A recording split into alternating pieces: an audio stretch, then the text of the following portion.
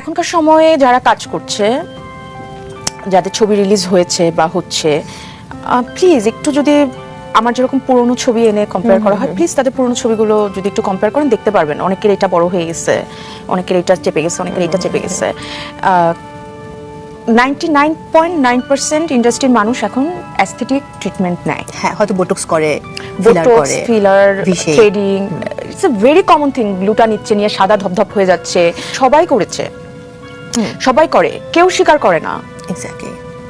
কেউ শাক পাতা খেয়ে সুন্দর হয় না, মানে যে সুন্দরটা তুমি ধরো সুন্দর কেমন হয়, ওটা ডিফারেন্ট গ্লো, চেহারা একটা গ্লো আনে। কিন্তু কারো মানে মুখ গোল ছিল, সেটা ধাপ করে লম্বা হয়ে যায় শাক পাতা খেয়ে না, বা শুধুমাত্র ডায়েট করলে না, এই শেপটা চেঞ্জ করলেই তখন ডিফারেন্ট লাগে। আমাকে বলা হয় আমি ফেসে কি বলে সার্জারি টার্জারি কিছু করেছি, আমি নিজেও জানি না, কারণ আমি করিনি যেহেতু। এবার অপু বিশ্বাসকে ধুয়ে দিলেন অভিনেত্রী তমা মির্জা। তমা মির্জাকে এবার দেখা যায় অপু বিশ্বাসকে নিয়ে কথা বলতে। অনেক সময় একই সঙ্গে অনেক ইন্টারভিউ করলেও তমা মির্জাকে বারবার নিজের ফেস নিয়ে কথা শুনতে হয় সমাজ মাধ্যমে। অনেকেই তাকে কটাক্ষ করে মেকআপ সুন্দরী বা সার্জারি সুন্দরী বলে। তবে এবার সোজা সাপটা উত্তর দিলেন তমা মির্জা। তমা মির্জা জানায়, অনেকেই আগে ছিল থ্যাবড়া মুখো, মুখ ফোলা, তাদের এখন দেখবে চোয়াল ভেতরে ঢুকে যাচ্ছে। এটা শুধু শাক পাতা খেয়ে সম্ভব না।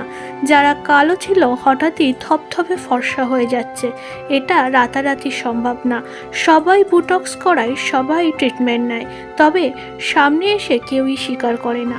আমি সহ ইন্ডাস্ট্রির 99% সেলিব্রিটিরা সবাই ট্রিটমেন্ট নেয় বড় বড়, তবে সেগুলো তাদের স্বীকার করতে লজ্জা লাগে। নাম না করেই অভিনেত্রী অপু বিশ্বাসকে খোঁচা মেরে কথা বললেন তমা মির্জা। কিছুদিন আগে লাইভে এসে তিনি জানিয়েছিল, সবাই আমাকে বলে যে আমি সার্জারি করিয়েছি, তবে আমি নিজেই জানি না আমি কি সার্জারি করেছি। কিন্তু অভিনেত্রীর আগের ফটো আর এখনকার ফটো মিলিয়ে দেখলে দেখা যায় অনেক বেশি তফাৎ। তার আগে ফোলা মুখ আর এখনকার মুখের মতো অনেক পার্থক্য বয়ে চলেছে। আগের মুখে কোনো গ্ল্যামার ছিল না, এখন তিনি সাদা ধপধপ করছে।